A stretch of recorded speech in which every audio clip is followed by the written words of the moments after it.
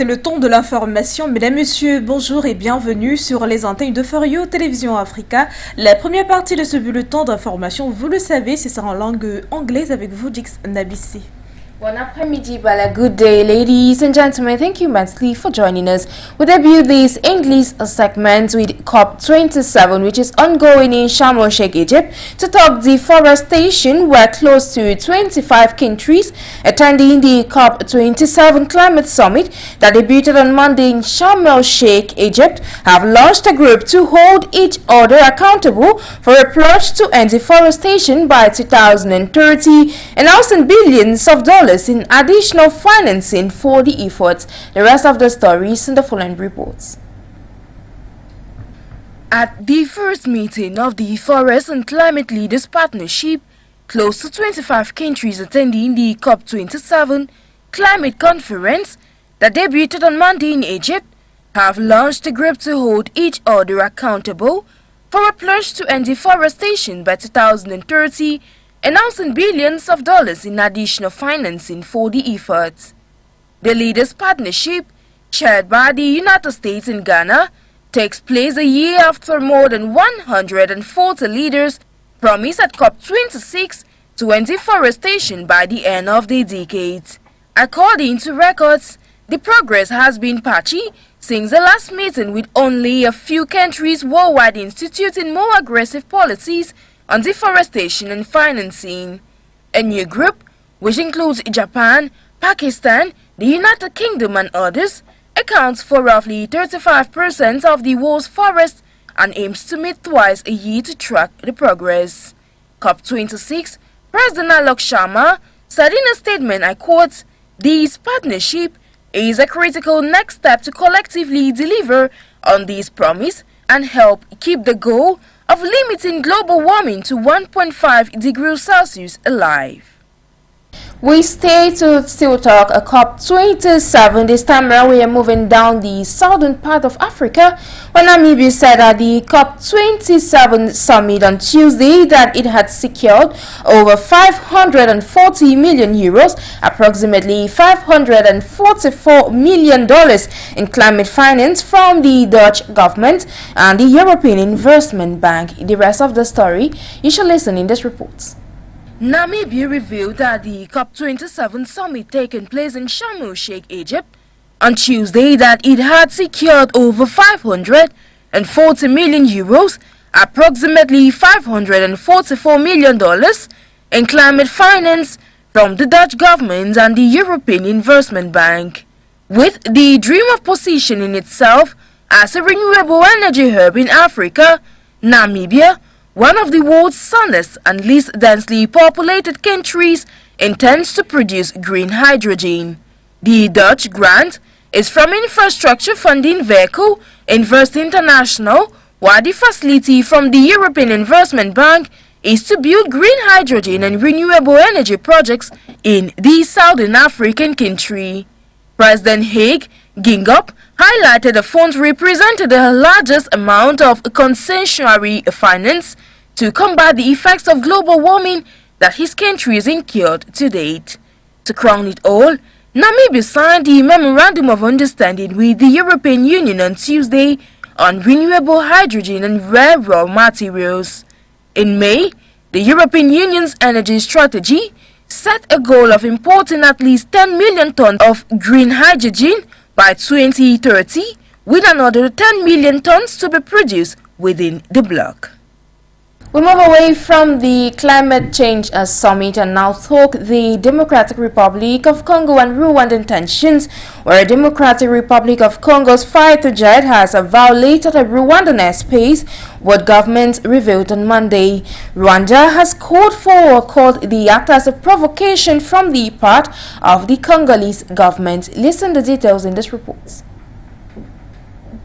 Following recent developments between the two East African countries with regards to the M23 rebels, tensions continue to rise. The Democratic Republic of Congo fighter jet entered the Rwandan airspace on Monday, but government said in what Rwanda has called a provocation, although Congo said it was a mistake. According to sources, No military action was taken and the warplane returned to the DRC. The incident comes at a time of particularly high tensions between the two East African neighbors, as Congo blames Rwanda for supporting a rebel group M23 fighting in its east. On Monday morning, a Sukhoi 25 fighter jet from Congo violated Rwandan airspace and briefly touched down at Kubavu airport in Rwanda's western province, the Rwandan government said in a statement.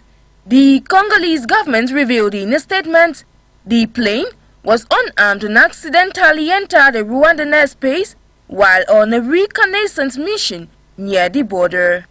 Congolese authorities have long accused Rwanda of backing the Tutsi-led group, which resumed fighting against Congo's army on October 20 in North Kivu province. Congo expelled the Rwandan ambassador days later in retaliation for these alleged support. Rwanda denies any involvement, saying the accusations are a tactic to cover up Congo's security failures. Officials from both countries held talks in Angola on Saturday to end the political standoff. Away from politics, we now talk environment, but still in the eastern country of the DRC, where the Congolese authorities have auctioned off oil and gas deposits in the city of Goma in the eastern part of the East African nation.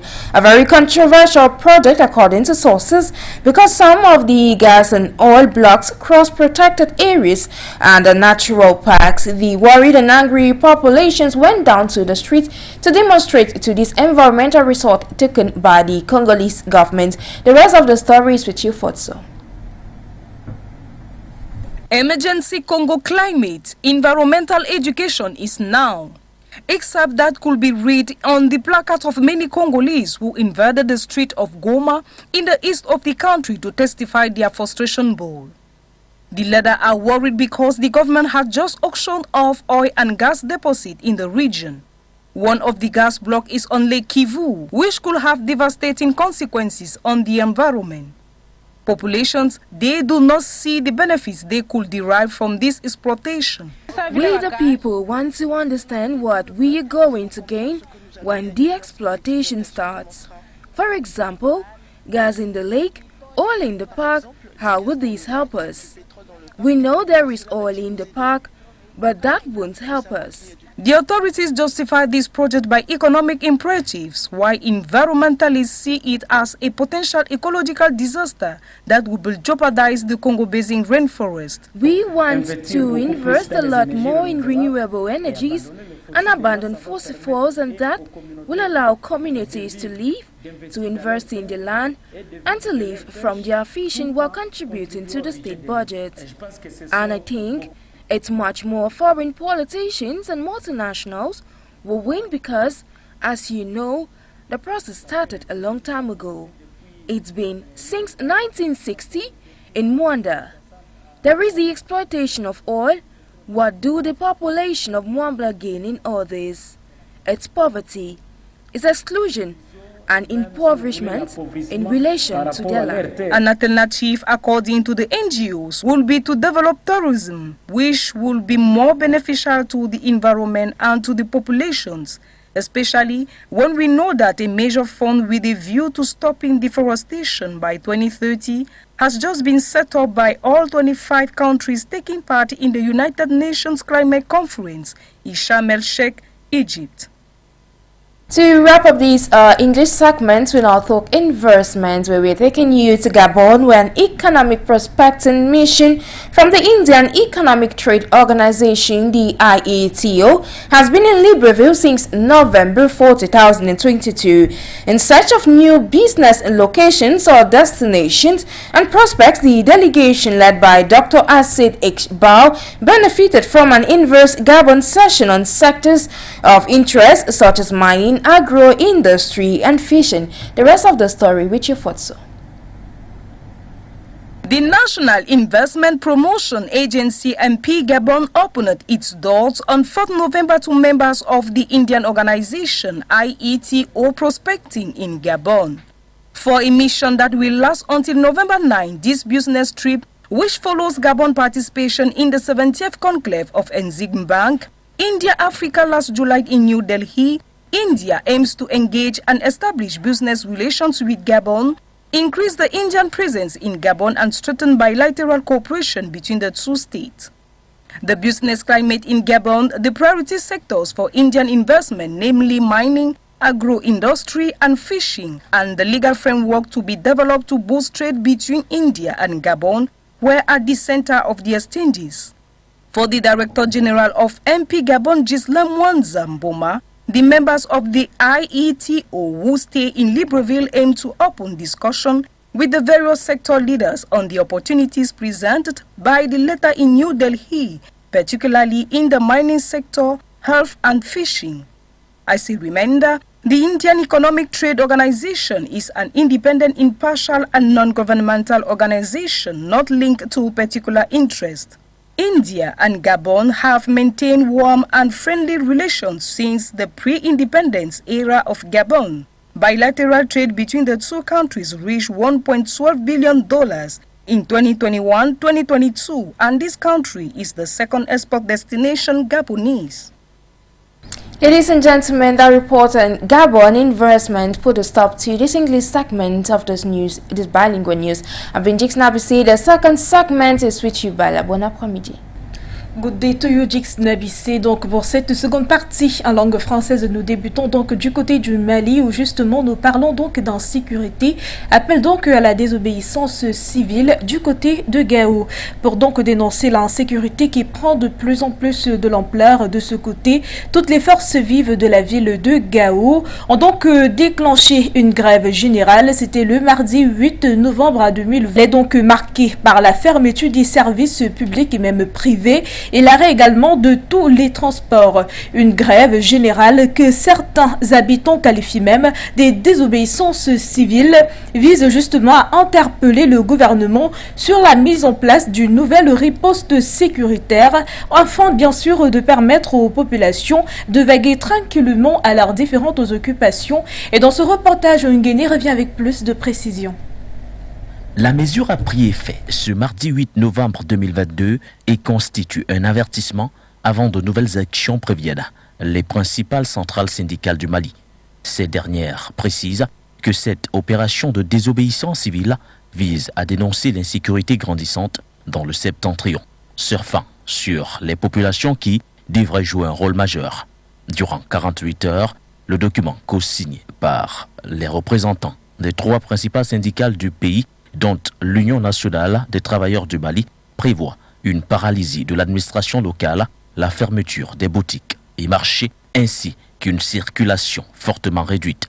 Au-delà des efforts louables des forces armées maliennes qui, sur les derniers mois, ont enregistré des résultats probants, les syndicalistes sollicitent par ailleurs du gouvernement la mise en place d'une nouvelle riposte sécuritaire afin de permettre aux populations de vaquer tranquillement à leurs occupations. Cet appel à la désobéissance civile intervient quelques heures après la sortie du comité local de la société civile de Ansongo qui, dans un communiqué similaire, a également attiré l'attention des autorités de la transition face à la situation qui prévaut dans toute la région de Gao. Manifestation du 20 octobre 2022, nous sommes bien sûr du côté du Tchad. Le principal opposant tchadien, Succès Masra, par bien sûr ailleurs président du Parti des transformateurs, a donc quitté le Tchad 2 semaines après bien sûr des manifestations ayant donc fait une cinquantaine de morts et bien sûr 300 blessés le 20 octobre 2022. Et selon donc des sources très fiables, il serait donc réfugié du côté du Cameroun. Et Mamoto, dans ce reportage, revient avec plus de précision. 2 semaines après les manifestations ayant fait une cinquantaine de morts et plus de 300 blessés, le principal opposant Succès Masra, par ailleurs leader du parti Les Transformateurs, a quitté le Tchad. Le constat a été fait depuis quelques jours. D'aucuns estiment qu'il se serait réfugié à l'ambassade américaine, comme le scénario de février 2021, après une manifestation. Cependant, le représentant américain au Tchad, Alexander Mark Laskaris, a démenti cette information. Il déclare « Ni Succès Masra, ni aucun autre leader de l'opposition n'a cherché refuge dans un établissement américain. Succès Masra est parti sans aucune aide américaine. D'après une source fiable, le président du parti Les Transformateurs se serait réfugié au Cameroun, pays dont la frontière est très proche de N'Djamena. Traversé par Kousséri, ville camerounaise limitrophe de N'Djamena, 6 heures plus tard, il était à Maroua avant de rejoindre Yaoundé, raconte un interlocuteur sans préciser la destination finale de l'opposant. Le pouvoir tchadien aurait laissé faire. Selon un proche des autorités, des consignes ont été données aux forces de sécurité pour que rien ne lui arrive. Nous savons par où il est parti et personne ne s'est opposé à sa sortie. Vie chère en Afrique, on en parle toujours, mais cette fois nous précisons plus du côté donc du Sénégal. Donc concernant donc la vie chère du côté du Sénégal, le président de la République Macky Sall a donc annoncé à la télévision publique prendre des mesures donc très strictes et relatives à la baisse du logement, au riz, à l'huile, au sucre ou même encore aux fournitures scolaires. Cette décision a donc été prise à l'issue d'une rencontre sur la consommation. C'était samedi soir à Dakar. Dans ce reportage, vous aurez plus d'éléments de précision. Logement, transport, alimentation, scolarité. En 2022, la capitale sénégalaise est devenue la ville la plus chère d'Afrique de l'Ouest, tout juste devant Abidjan en Côte d'Ivoire. Afin de remédier à cette situation, le président Macky Sall a annoncé à la télévision publique prendre de strictes mesures. J'ai pris des mesures sans précédent de revalorisation des salaires et de protection des populations pour un coût global à date de 620 milliards de francs CFA.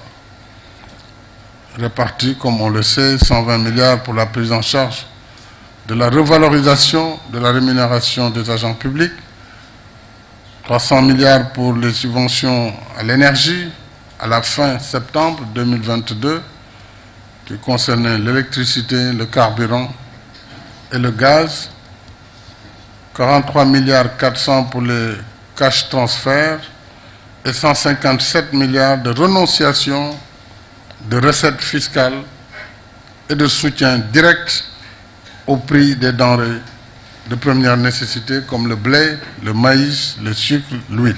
La baisse est de 5% pour les loyers de plus de 500 000 francs CFA, de 10% pour ceux allant de 300 000 francs CFA à 500 000 francs CFA et de 20% pour ceux inférieurs ou même égaux à 300 000 francs CFA.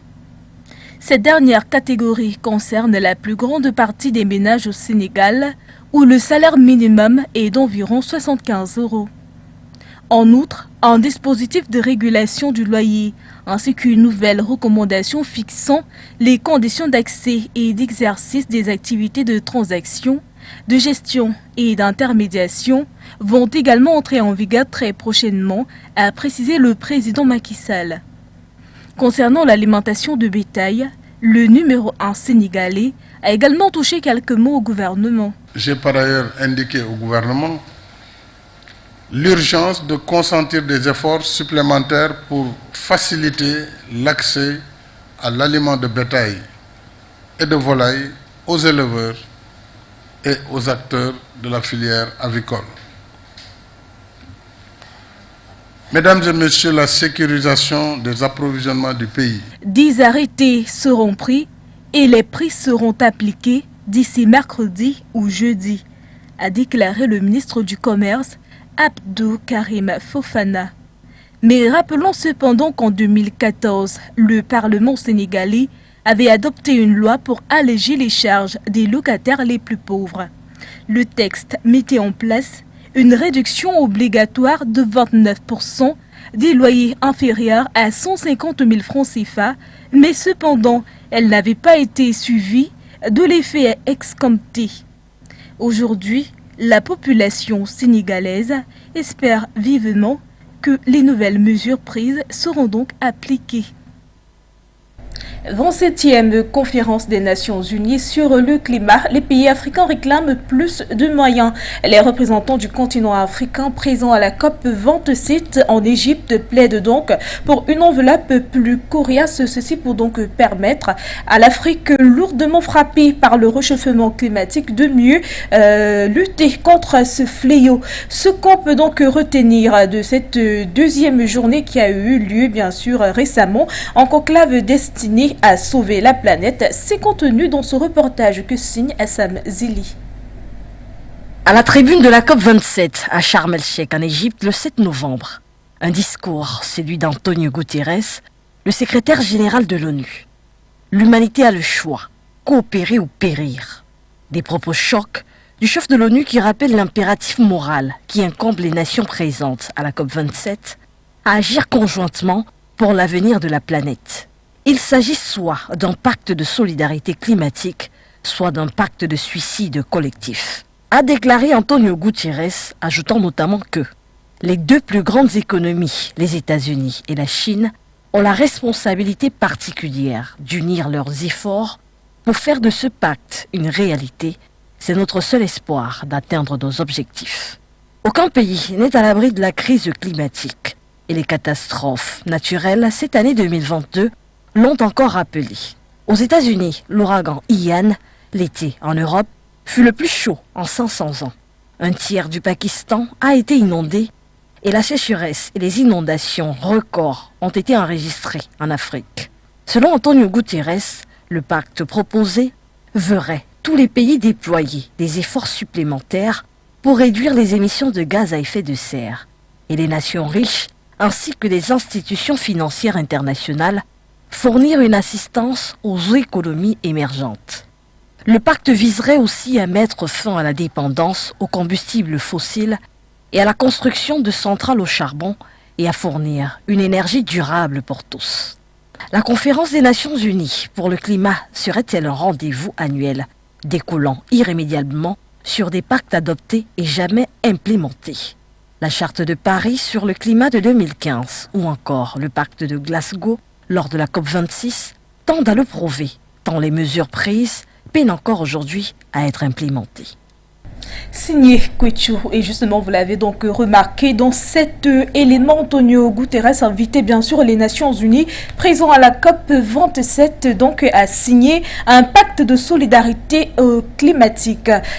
Justement à la tribune de la conférence des Nations Unies sur le climat le 7 novembre 2022, le secrétaire général de l'ONU a donc rappelé l'enjeu commun qu'est de sauver la planète. Et nous vous l'annoncions justement et nous revenons justement encore sur cet élément où les représentants du continent africain présents à la COP 27 en Égypte plaident pour une enveloppe plus coriace, ceci pour permettre aux pays africains, permettre donc à l'Afrique lourdement frappée par le réchauffement climatique de mieux donc lutter contre ce fléau. Mais que peut-on retenir de cette deuxième journée de la COP 27 qui a eu lieu tout récemment?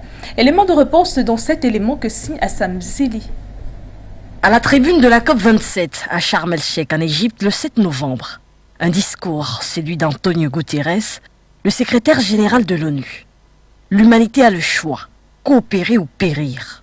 Des propos chocs du chef de l'ONU qui rappelle l'impératif moral qui incombe les nations présentes à la COP27 à agir conjointement pour l'avenir de la planète. Il s'agit soit d'un pacte de solidarité climatique, soit d'un pacte de suicide collectif, a déclaré Antonio Guterres, ajoutant notamment que les deux plus grandes économies, les États-Unis et la Chine, ont la responsabilité particulière d'unir leurs efforts pour faire de ce pacte une réalité. C'est notre seul espoir d'atteindre nos objectifs. Aucun pays n'est à l'abri de la crise climatique et les catastrophes naturelles cette année 2022 l'ont encore rappelé. Aux États-Unis, l'ouragan Ian, l'été en Europe, fut le plus chaud en 500 ans. Un tiers du Pakistan a été inondé et la sécheresse et les inondations records ont été enregistrées en Afrique. Selon Antonio Guterres, le pacte proposé verrait tous les pays déployer des efforts supplémentaires pour réduire les émissions de gaz à effet de serre. Lourdement frappés par les affres du changement climatique, L'Afrique réclame plus de moyens pour lutter efficacement contre ce fléau. Alors qu'un rapport de la COP27 fait écho d'une enveloppe de 200 milliards de dollars par an, suffisante pour le financement d'actions climatiques sur le continent, pour les représentants de l'Afrique présents à cette conférence internationale, une attention particulière devrait être accordée au continent noir, qui, bien que ne représentant que moins de 3% des émissions de gaz à effet de serre, est malheureusement la partie du globe la plus touchée par les conséquences du réchauffement climatique. Les pays riches, grands pollueurs de la planète, sont appelés à engager des actions destinées à favoriser sur le continent noir l'usage des énergies dites propres. Les promesses faites lors de l'édition de 2022 qui s'est tenue à Copenhague n'ont pas vraiment été respectées. Sur les 100 milliards de dollars par an promis, à peine 80 milliards ont été mobilisés. À noter que les répercussions du réchauffement climatique ont affecté ces dernières années les secteurs clés tels que l'agriculture et les conditions de vie de nombreux Africains. Les pénuries d'eau, les inondations et les sécheresses sont autant de fléaux récurrents qui devraient amener les dirigeants africains à adopter des politiques climatiques adéquates aux besoins du continent. Mesdames, Messieurs, c'est la fin pour cette seconde partie et également pour le journal en langue française, également en langue anglaise. Pour la version française, je suis Bala. And for the English presentation, I have been Jix Nabuse. Ladies and gentlemen, programs continue over for you, Television Africa.